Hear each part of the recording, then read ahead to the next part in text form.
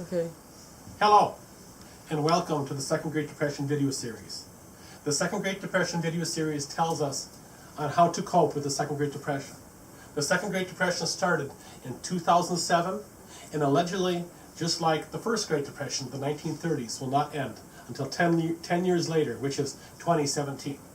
Now, there's two ways we can save or make money when you have hair. The average man spends $263 a year on haircuts. The average woman is actually twice that much, and that we're not including just that's just haircuts. That's not hair products. In the Second Great Depression, you're going to have to learn how to cut your own hair as well as cut others. When you cut others, you make money. Just charge them $5 or $10. For example, this young lady here. Now you're going to say, what's the matter with her hair? This is your daughter right here. You want to bring her in for a haircut? Is that correct? He's so ugly. Anyways, throughout history, haircuts always were in style of a certain fad. For example, in Asia, if you had your top bun cut, you were considered a slave. So when you cut hair in the Second Great Depression, I know what you're thinking, I'm not a barber. You don't have to be a barber. You have to be a salesman when you're cutting hair. You have to convince the customer that what you're doing is awesome and cool and hip. That they are the trailblazer of the new fad of the hairstyle. You know. So you cut like this, you cut the hair. Does it look good?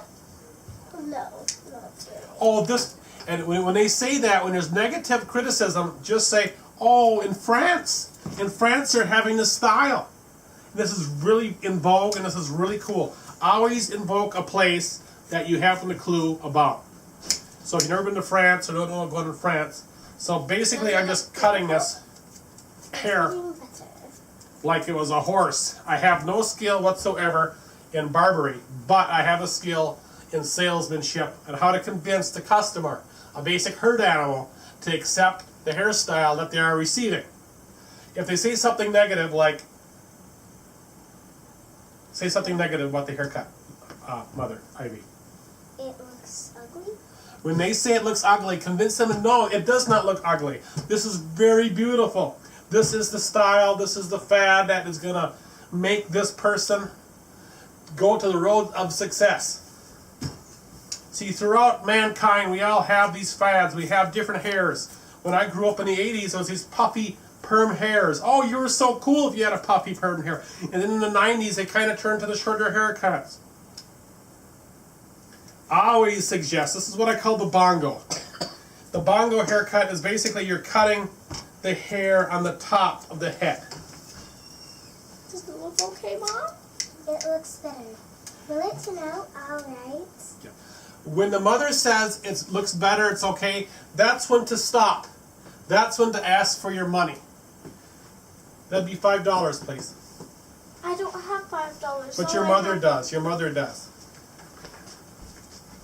Thank you. You look great, you look wonderful, and you are sure in shape for success in the future.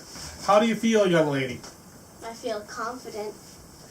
And let them walk off and realize you made some money.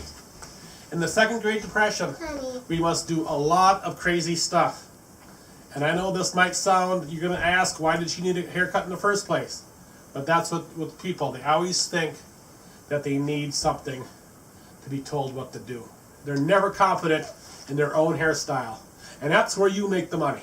Thank you. Thank you very much for watching the 33rd video of this 32nd Great Depression video series.